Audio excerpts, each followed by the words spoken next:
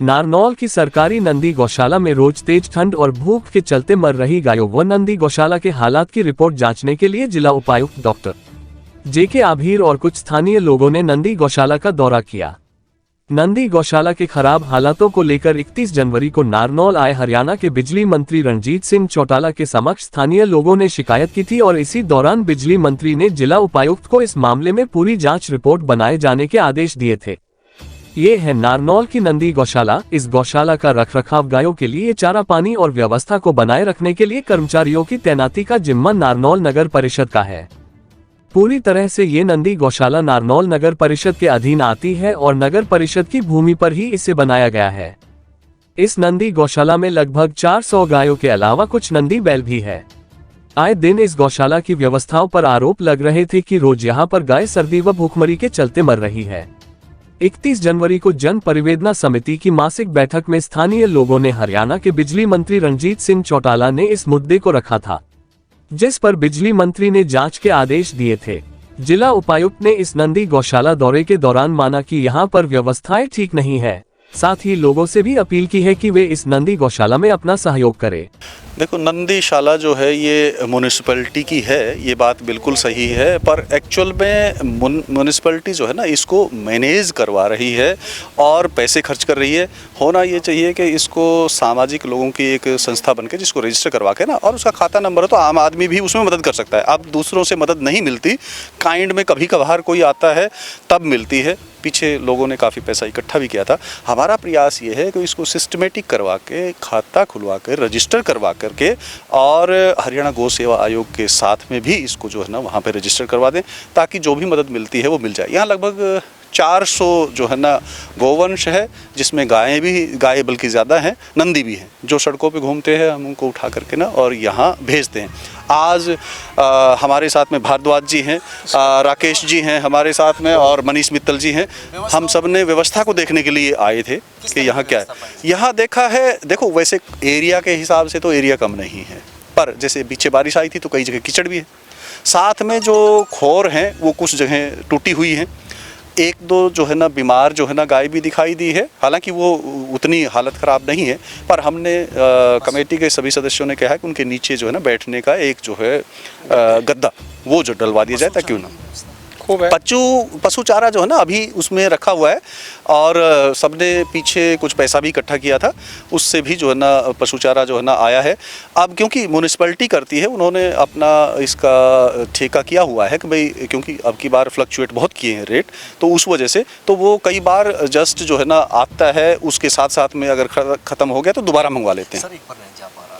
हमने आज कहा है, वैसे तो कल उसकी माँ की डेथ हुई है, तो ये नहीं है। ये ठीक है कि जो है ना, क्योंकि व्यवस्था के हिसाब से कोई जो उनका सिस्टम है तनख्वाह देने का, उस पर चढ़ नहीं पाते हैं कर्मचारी, क्योंकि गौ सेवा हर एक के बस की नहीं है।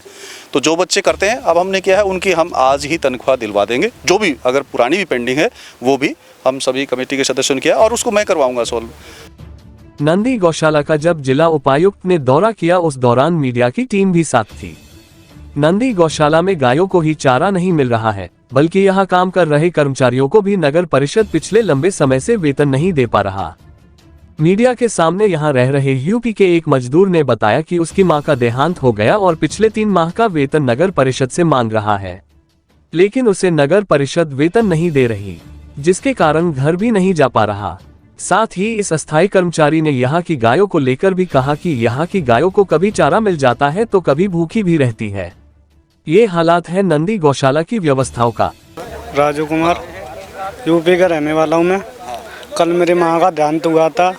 मैं घर जाना चाहता हूँ, पर 3 महीने से भी सैलरी नहीं मिली है, इस कारण में जा नहीं पा रहा हूँ। कहाँ काम करते हो? नंदी गौशाला में। नंदी गौशाला? हाँ जी सर।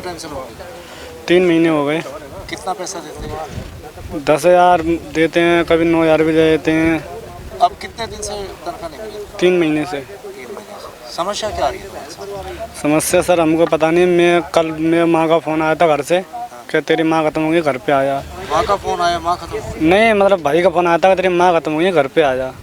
कि मैंने भाई से बोला, मैंने भाई मेरी माँ खत्म हो गई है, पैसे दे दे। कि भाई मेरे पास पैसे तो है नहीं, सैलरी आ जाएगी जब मैं दूंगा। इस कारण में अभी रुका हूँ। तभी आप बोलेगा कल जो आएंगे एडीएम साहब, सब लोग आएंगे, उनसे बोल देना। मैंने ठीक है। डीसी साहब आए हैं, रखी बात तुमने? अभी मैंने बोल दिया, उन्होंने कुछ जवाब नहीं दिया। अभी मैं फिर दोबारा बोलूँगा, मेरे को आज जाना है घर पे।